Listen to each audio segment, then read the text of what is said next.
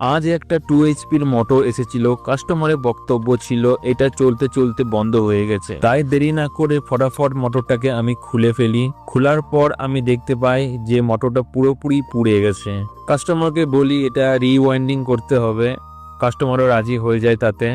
তারপর ফটাফট আমি কয়েলগুলোকে কেটে ফেলি। এই মুহূর্তে আমার কয়েল কাটা সম্পূর্ণ হয়ে গেছে। এবার আমি কয়েলগুলোকে গুনে তার ডেটা বের করব মোটরের। ওকে, ডেটা বের করা হয়ে গেছে। এবার আমি স্লটের জন্য স্লট পেপারগুলো কেটে নিব আর এক এক করে সব স্লটে পরিয়ে দিব। সবকিছু কমপ্লিট। এবার আনতে হবে মার্কেট থেকে তার। আমি নিয়ে চলে এসেছি, দেখতে পাচ্ছ। এই মোটরটাতে 21 আর 23 নম্বর তার লাগবে। এবার আমি এক এক করে কয়েল বানাবো। দেখতে পাচ্ছ আমাদের কয়েল বানানো শুরু হয়ে গেছে। এবার এক এক করে কয়েল বানাবো আর মোটরে এক এক করে পড়াবো। আস্তে আস্তে আমাদের মোটরটা পুরোপুরি কমপ্লিট হয়ে গেছে। এবার মোটরটার কানেকশন করতে হবে আর মোটরটাকে উপর দিয়ে বাঁধতে হবে। চলো করে ফেললি তাহলে।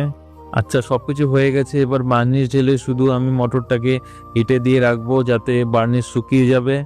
বার্নিশ পুরোপুরি শুকিয়ে গেছে। এবার আমি এটাকে ফিটিং করে নিব মোটরটাকে পুরোপুরি। তার আগে মোটরের বিয়ারিং আর ওয়াটার সিলটা আমি পাল্টিয়ে নিব। আমার ওয়াটার সিল আর মোটরের বিয়ারিংটা পাল্টানো হয়ে গেছে। এবার আমি পুরোটা ফিট করে নেব। মোটরটা খুব সুন্দর চলছে, কোনো রকম আওয়াজ নাই, একদম ফার্স্ট ক্লাস চলছে মোটরটা।